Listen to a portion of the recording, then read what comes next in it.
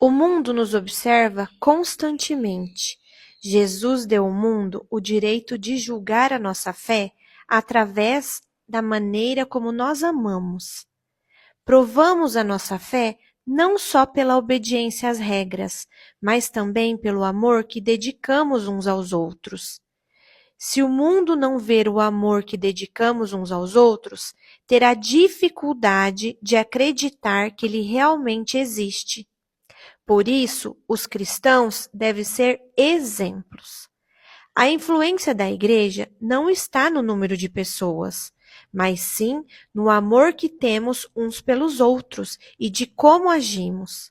As pessoas formam opiniões da igreja e de Deus pela reputação que nós cristãos temos. Às vezes, você pode ser a única imagem de Jesus que elas verão. Você já pensou nisso? Somos as nossas ações. Você fala sobre o amor de Deus? Quão clara e alta tem sido a sua voz? O amor preocupa-se com o destino de todos. Se você soubesse a cura da AIDS ou do câncer e mantivesse isso em segredo, mesmo com milhões de pessoas morrendo, estaria demonstrando amor? Claro que não, né? Se soubesse aumentar a duração da vida do ser humano com mais 50 anos, não compartilharia com os outros? Naturalmente que sim, né?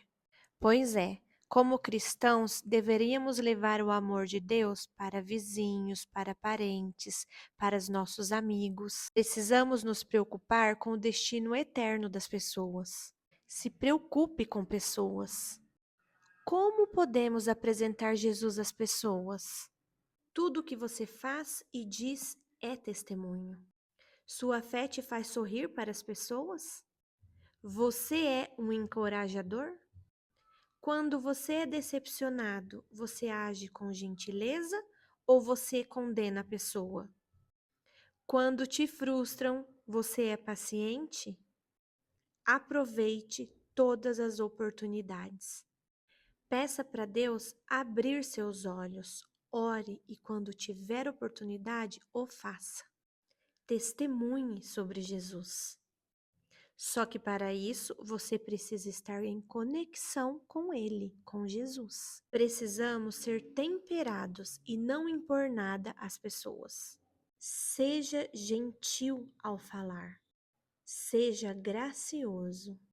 Agora reflita, deixo aqui uma pergunta para você. Alguém estará no céu por sua causa? Informações valiosas para a sua vida. Permaneçam firmes em um só espírito, lutando unânimes pela fé. Filipenses 1:27. O nós é mais poderoso do que eu. Há mais força na parceria do que sozinho. A evangelização é sempre em equipe. Você sabia que quando você consegue levar alguém para Jesus, essa pessoa já recebeu a influência do Espírito Santo em sua vida? Paulo escreveu: Eu plantei, Apolo regou, mas Deus é quem fez crescer. 1 Coríntios 3:6. Você não precisa trabalhar sozinho, você pode formar grupos na sua igreja e se unir e assim conseguir trazer seus familiares e seus amigos para Jesus. Através da oração e da conquista com muita gentileza. E cada vez que você traz uma pessoa para Jesus, o céu fica em festa. Você e seu grupo unidos em oração. 4 sugestões para seu grupo orar por familiares e amigos. Ore por oportunidade de falar de Jesus. É bíblico, Colossenses 4:3. Peça a Deus a oportunidade para você conseguir falar dele para seus familiares e amigos. Peça a Deus para que Deus prepare o coração da pessoa que você quer alcançar. Você sabe como Deus amolece o coração? Mandando chuva. Toda vez que uma pessoa estiver enfrentando a tempestade, saiba que Deus está amolecendo o coração dela. Clame também a Deus para amolecer o seu coração.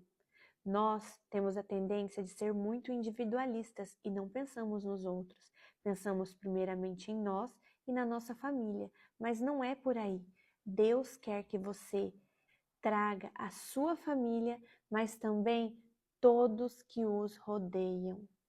Faça a sua parte, propague a palavra de Deus. Ore para que Deus coloque no seu coração as pessoas que você deva convidar. E o Espírito Santo tocará tão forte no teu coração que quando você falar ou pensar na pessoa, o seu coração queimará. A Bíblia diz: seja sábio com os de fora. Aproveite o máximo das oportunidades. Colossenses 4:5. Seja criativo. Quem Deus colocar no seu coração para você convidar, faça um churrasco, convide-a, faça uma janta, ofereça uma sobremesa, conquiste-a. Sabemos que o Senhor pagou um alto preço para estarmos em sua família e queremos salvar pessoas. Senhor, nos dê criatividade para falarmos do seu nome. Nos dê método para isso e sabedoria. Agora, reflita comigo. Quem você deve convidar para conhecer a Cristo? Você não sabe? Será que não é você que deve abrir o seu coração para Ele? Ou coloque em oração para que Deus te mostre quem você deve alcançar para Ele, que te dê métodos e criatividade para isso. Não perca mais o seu tempo. É hora de buscar a Cristo e é hora de levar pessoas para Cristo. Esse é o propósito de todos os filhos de Deus nessa terra. Sejam mutuamente hospitaleiros sem reclamação. 1 Pedro 4:9. O coração aberto nos leva a ter lares abertos. Você sabia que ser hospitaleiro é um mandamento? Para algumas pessoas, ela é tão natural e para outros é bem difícil, uma conquista. A hospitalidade não é você impressionar alguém com a sua casa, mas sim servir com amor. Não tente impressionar, receba as pessoas na sua casa com o que você tem. Seja um lar cristão que deseja servir. Você sabia que a palavra hospitaleiro no dicionário fica próxima à palavra hospício e hospital?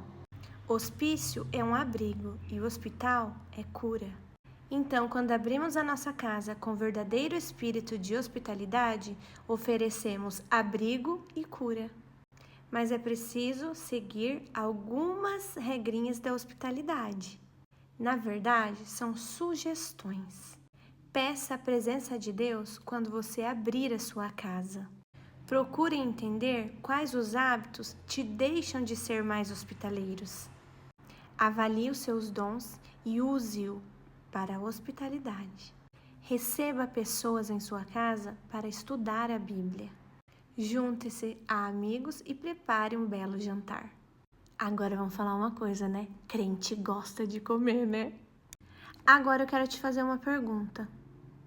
Você tem costume de receber pessoas em sua casa? Você tem costume de falar de Jesus? Se sim, parabéns. Se não, é hora de começar a refletir sobre isso. E este foi o capítulo 10 do livro Juntos Somos Melhores, de Rick Warren.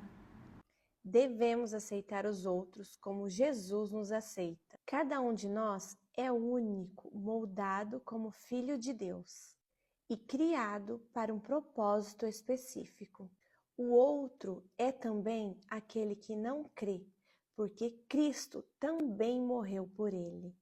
Jesus não temia ser amigo dos não cristãos. Ele não focava no pecado da pessoa, mas sim na pessoa. Jesus entendia que aceitá-la não era aceitar o seu pecado, mas sim aceitar a pessoa. Como costuma-se dizer, ame o pecador e não o pecado. Jesus sabe de todas as coisas que nós fizemos, tudo o que dissemos ou pensamos, e ainda assim ama e nos aceita. Uma das expressões mais profundas do amor é a aceitação. Demonstramos o amor de Deus aos descrentes quando passamos tempo com eles. O tempo é uma dádiva preciosa, porque é algo que não pode ser recuperado. Há pessoas que estão fazendo de tudo para receber atenção, desesperadas por alguém que lhes dedique um pouco de tempo. Precisamos saber que Deus se importa com elas e as criou deliberadamente para um propósito. O Senhor deseja que alcancemos o perdido com amor e aceitação. Quer que vejamos como Ele o vê e o tragamos para o propósito do reino de Deus, por meio de amor genuíno e da amizade. Em terceiro lugar, não importa o que você já tenha feito, Jesus não o rejeitará. O bom comportamento nunca foi um pré-requisito para a amizade com Jesus. Jesus está muito mais interessado em nos mudar do que em nos condenar. Todo aquele que o Pai me der, virá a mim. E quem vier a mim, eu jamais rejeitarei. João 6,37. Jesus não apenas tem um propósito e um plano para a sua vida, mas tem também para todos aqueles que ainda não são cristãos. É por isso que Ele deseja que nós alcancemos e acolhamos outros na família de Deus. Quem é a última pessoa na vida que você veria como um cristão? Como construir uma ponte com ela para trazê-la para Jesus? E esse foi o capítulo 11 de Juntos Somos Melhores. Construindo amizades. Em nome de Jesus, nós pedimos a você que deixe que Deus o transforme de inimigo de Deus a amigo dele. 2 Coríntios 5:20. Esta é a mensagem que devemos transmitir ao mundo. Mas se só temos amigos cristãos, como transmitiremos as boas novas? A missão de Jesus era buscar o perdido. E como buscá-lo se não tivesse amizade com ele?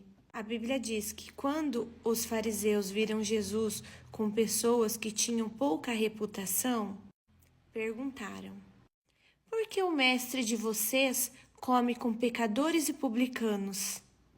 Jesus, ouvindo isso, disse: não são os que têm saúde que precisam de médico, mas sim os doentes. Pois eu não vim chamar os justos, mas sim os pecadores. Jesus não se importava quando era acusado de um amigo de pecador, porque ele estava fazendo exatamente o que o Pai pediu para que ele fizesse. E assim, Jesus quer que façamos o mesmo àqueles que ainda não são da família dele. Quanto mais tempo nós temos de cristãos, nós nos afastamos daqueles que não são. Jesus quer que nós o alcancemos. Jesus entende que o nosso testemunho começa com os não cristãos. Os não cristãos, como muitos de nós, estão buscando por amizades profundas e verdadeiras e incentivadoras. O apóstolo Paulo disse: precisamos achar um ponto em comum com os não cristãos para que podemos falar de Cristo. Precisamos nos concentrar naqueles que estão afastados da fé. Nossa amizade com os não cristãos requer entendermos a diferença entre amá-los e amar o que eles fazem. Porque Deus amou o mundo tanto que deu seu Filho único. Ele deu seu Filho único pelas pessoas do mundo. Mas isso não é o mesmo que amar os valores do mundo. A Bíblia diz: não ame o mundo nem os valores do mundo. O amor do Pai não está nele. Construções de amizade requer cortesia, que o seu falar seja sempre temperado com sal, para que saibam responder para cada um. Colossenses 4:6. Frequência. Passe tempo com os não cristãos, a fim de fazer amizades com eles. Autenticidade.